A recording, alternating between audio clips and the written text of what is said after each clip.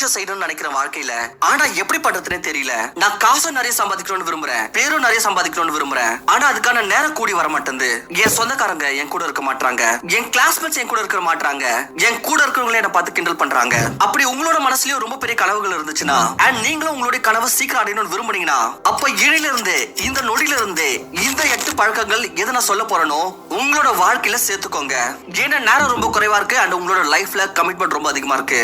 So வாங்க ஒரு நிமிஷம் கூட வேஸ்ட் பண்ணாம நம்ம பார்க்கலாம் இந்த 8 பழக்கங்களை பத்தி. பழக்கம் நம்பர் 1, ஒரு நாள் ஒரு லட்சியம். சின்னதோ பெரியதோ டசன்ட் மேட்டர், ஆனா இந்த லட்சியம் உங்களை அந்த பெரிய லட்சியத்தை நோக்கி இட்டுட்டு போகணும். தினந்தோறும் காலையில நீங்க தூக்கத்தை விட்டு எழுந்துக்கிறப்போ உங்ககிட்ட ஒரு டார்கெட் இருக்கணும். சின்னதோ பெருசா கவலை இல்ல, மேட்டர் என்னன்னா உங்ககிட்ட ஒரு டார்கெட் இருக்கணும். இது உங்களை நாள்தோறும் உழைக்க வைக்கணும். இது உங்களை நாள்தோறும் தைரியத்தோட உங்களுக்கு ஒரு நிலையை உருவாக்க ஒரு லட்சியம் இருக்கணும். உங்க கூட ஒவ்வொரு நாளும் சூரியனோட உதயல் கூடவே உங்க நாளுடைய முதல் மூச்சு கூடவே இன்று உங்க நாளாக இருக்கணும். அப்படி இன்னைக்கு உங்களுக்கு தூக்கம் வந்துச்சுன்னா அப்ப இந்த டார்கெட்டை அச்சீவ் பண்ண பிறகுதான் வரணும். A life without a goal is cricket without a ball. பால் இல்லாம கிரிக்கெட்டுக்கு எதுனா அர்த்தம் இருக்கா?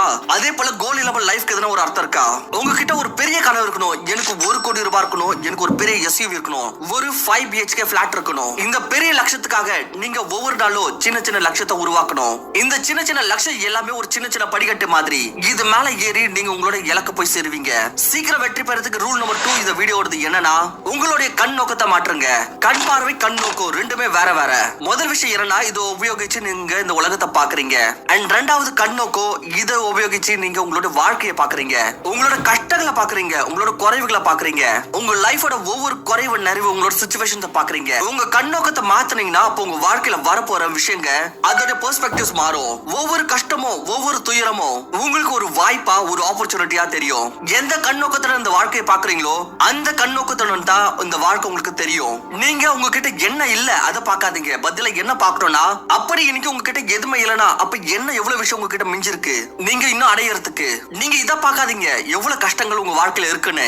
நீங்க என்ன பாக்கணும்னா இந்த கஷ்டத்தை ஒரு வாட்டி நீங்க தாண்டிட்டீங்கன்னா அதுக்கப்புறம் உங்களுக்குள்ள எவ்வளவு கான்பிடன்ட் வரும்னு, எவ்வளவு கத்துப்பீங்க, எவ்வளவு கௌரவமா சொல்லுவீங்க நான் இதை செஞ்சு முடிச்சிருக்கேன்னு. உங்களுக்கு தெரியுமா நம்மளோட கனவுகளை கஷ்டங்களால இல்ல பதிலா நம்மளோட மோசமான கண் நோக்கத்தால அதை அடைய முடியாம போகுது. நீங்க யோசிக்கலாம் கிளாஸ் பாதி காலியா இருக்குன்னு, ஆனாலும் நீங்க இதை யோசிக்கலாம் கிளாஸ் பாதி நிரம்பி இருக்குன்னு. கண் நோக்கம் உங்களுது, வாழ்க்கை உங்களுது, கனவுகள் உங்களுது. ரூல் நம்பர் 3 வாழ்க்கையில கனவுகள் அடையறதுக்கு தவறுகளை நினைச்சிட்டே உட்காராதீங்க. லைஃப்ல யார் ஒருத்தர் இது வரைக்கும் தவறு செய்யாம இருக்காங்களோ அவர் இது வரைக்கும் எதுவுமே செஞ்சிருக்க மாட்டாரு. அவர் வாழ்க்கையில எதுவுமே கத்துக்கிட்டே இருந்திருக்க மாட்டாரு. அப்படி அவர் தவறு செய்யாம இருந்ததுதானா தவறுகளை சுதாரிச்சுக்க முடியாது. தவறுகள் நடக்கிறது நம்ம சுதாரிக்கிறதுக்கு தான். எந்த தவறு நடந்திருக்கோ அதை நம்ம மாத்திக்க முடியாது, ஆனா அதுல இருந்து கத்துக்கிட்டு நம்ம இனி வர்ற விஷயங்களை தடுக்க முடியும். இந்த வாழ்க்கை உலகத்தோட உண்மை என்ன அப்படின்றது உங்களுக்கு எதிர்க்க தெரிய வைக்கிறதுக்கு தான் தவறுகள் ஏற்படுது. உங்களுக்கு ஒரு பாடம் தெரிவிக்கிறதுக்காக ஏற்படுது. அப்படி உங்ககிட்ட ஏதோ தவறு நடக்கலனா அப்ப உங்ககிட்ட என்ன குறைவு இருக்குதுன்றது உங்களுக்கு எப்படி தெரிய வரும்? நீங்க எப்பவுமே இதை நினைச்சிட்டு உட்காராதீங்க நான் எடுத்த டிசிஷன் தவறா இருக்கும், நான் எதனா தவறு செஞ்சிருவேன்னு. இதை யோசிச்சுட்டே உட்கார்ந்துட்டு இருந்தீங்கன்னா அப்ப இதோட வீரியம் இன்னும் அதிகரிச்சுக்கிட்டே இருக்கும், தவறுகள் இன்னும் அதிகமா ஏற்பட்டுக்கிட்டே இருக்கும். அண்ட் நீங்க கத்துக்கிறதுக்கு பதிலா இன்னும் தவறுகளுக்கு மேல தவறுகள் செஞ்சுட்டே இருப்பீங்க. முதல் வாட்டி தவறு செய்யறது தப்பு கிடையாது, ஆனா திரும்ப ரெண்டாவது வாட்டி அதே சேம் தவறு செய்யறது இது பாவம்னு சொல்ல முடியாது, ஆனா இது ஒரு முட்டாள்தனம். நீங்க ரெண்டாவது வாட்டி தவறு அதே சேம் தவறு செஞ்சீங்கன்னா அப்ப இதுக்கு அர்த்தம் நீங்க அதுல இருந்து சரியான லெசன் கத்துக்கல. நீங்க இன்னும் கத்துக்கிறதுக்கு நிறைய இருக்கு இதுல இருந்து. சோ இதுக்காக தான் அப்படி நீங்க உங்களோட லைஃப்ல சீக்கிரமா வெற்றி பெறணும்னு நினைச்சீங்கன்னா அப்ப எப்பவுமே உங்களோட தவறுகளை குறித்து ஒரே இடத்துல உட்காராதீங்க, அதுல இருந்து கத்துக்கோங்க அண்ட் முன்னேறுங்க. ரூல் நம்பர் 4 வாழ்க்கையில சீக்கிரமா வெற்றி பெற சீக்கிரம் பேரு பணம் செல்வம் சம்பாதிக்கிறதுக்கு.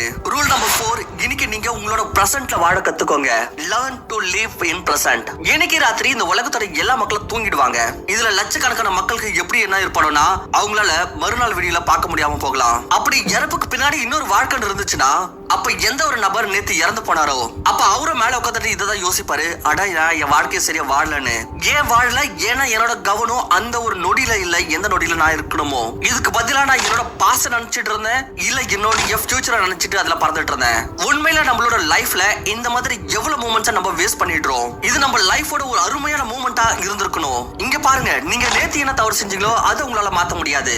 அண்ட் உங்களால இதுவும் பார்க்க முடியாது நாளைக்கு உங்களோட வாழ்க்கையில என்ன நடக்க போகுதுன்னு. Past and future is not in your hand. நீங்க வெறும் உங்க வாழ்க்கையோட இந்த ஒரு நொடி, இந்த ஒரு சின்ன நொடி இப்போ நீங்க வாழுறீங்களே, இந்த நொடி நீங்க என்னோட வார்த்தைகளை கேட்டுட்டு இருக்கீங்களே, வேற இந்த ஒரு மூமெண்ட் தான் உங்களோட வாழ்க்கை இப்ப லைஃபே. அப்படி நீங்க இதை வந்து சரியா யூட்டிலைஸ் பண்ணீங்கன்னா, உங்களோட லைஃப போட்டீங்கன்னா, அப்புறம் உங்களோட கனவுகள் அடையிறது ஒரு சாதாரண விஷயம் ஆயிடும். அண்ட் நாளைக்கு என்ன ஆகுன்னு சூரியனுக்கே தெரியாது. நாளைக்கு சூரியன்ல என்ன மாதிரியான ஒரு கேஸ், எதனா ஒரு வெஸ்பாட்டோ வெடிஞ்சு கூட போகும். இது எல்லாமே முடிஞ்சிடலாம். முழு சோலார் சிஸ்டமே கொலாப்ஸ் ஆகலாம். சான்சஸ் கம்மி தான். ஆனா யாருக்கு தெரியும் நம்ம நிலத்து மீது எந்த மாதிரியான உபோகமா வரும்? யாருக்கு தெரியும்? இது கம்பேர் பண்ண உங்களோட உடல் வந்து ஒண்ணுமே இல்ல. இன்னைக்கு என்ன இருக்கும் வெறும் இது மட்டும் தான். இப்போ நாளைக்கு பண்ணுவேன், நாளைக்கு பண்ணுவேன், ப்ரோக்ராஸ்டினேஷன். உங்களுக்கே தெரியும் என்ன நடக்கும்னு. வேலைகளை நாளைக்கு தள்ளி போடுறது இது ஒரு பழக்கம். சோ நாளைக்கு என்ன, நாளைக்கு ஒரு விஷயம் எப்பவுமே வராது. நாளைக்கு பார்த்துக்கிற வேலையை இப்ப பாத்தீங்கன்னா எனக்கு நிறைய டைம் இருக்கு. இந்த வேலையை நான் எப்பனாலும் செய்ய முடியும், சின்னதோ இல்ல பெருசோ. ஆனா இன்னைக்கு வேலையை நாளைக்கு போடுற இந்த ஒரு விஷயம் இருக்குல்ல, இது நிறைய பேருக்குள்ள இருக்குது. பட் ஆனா இது ஒரு தடுக்க வேண்டிய விஷயம். என்ன செய்யணுமா இப்ப செய்யணும். வாடுற வாழ்க்கை இப்ப இந்த நொடிக்கு வாழணும். ஃபிட்னஸ் பண்ணணுமா இன்னைக்கு பண்ணணும். ஜிம் போனோம்னா இன்னைக்கு போகணும். இன்னைக்கு வச்ச கமிட்மெண்ட்டை கம்ப்ளீட் பண்ணணும். இன்னைக்கு நீங்க இவ்வளவு படிக்கணும்னா அப்ப கண்டிப்பா படிச்சே தீரணும். இதுதான் பிரசன்ட்ல வாழறது. ரூல் நம்பர் 5, வாழ்க்கையில சீக்கிரமா சக்சஸ் ஆக அண்ட் எப்பவுமே சந்தோஷமா இருக்கிறதுக்கு நீங்க உங்களோட சந்தோஷங்களை கண்டுபிடிங்க. இன்ஸ்டாகிராம்ல என் போட்டோல 100 லைக்ஸ் வந்துருச்சு. எனக்கு இதுல சந்தோஷம் இருக்கு. நீங்க உங்க சந்தோஷத்துல இதுல கட்டி போட்டுறீங்க. நீங்க இப்படி கட்டி போடுறதுனால என்ன ஆகும்? அடுத்த வாட்டி உங்களோட போட்டோல 90 லைக்ஸ் வந்துச்சுன்னா இது உங்களுக்கு ஒரு குறைவா இருக்கும். இது என்ன சொல்றது? இத நீங்க என்ன சொல்லுவீங்க? H for happiness, H for habits. சந்தோஷமா இருக்கிறது ஒரு பழக்கம். நாளைக்கு யாருமே பார்த்தது இல்ல. உங்ககிட்ட கார் இல்லாம இருக்கலாம், உங்களுக்கு சொந்தக்காரங்க இல்லாம இருக்கலாம். அப்படி நீங்க ஒண்ணு அடைஞ்சாலோ இன்னொன்னு அடையலாலோ அப்ப நினைச்சு கவலைப்பட்டுட்டே இருப்பீங்க, அழுதுட்டே இருப்பீங்க.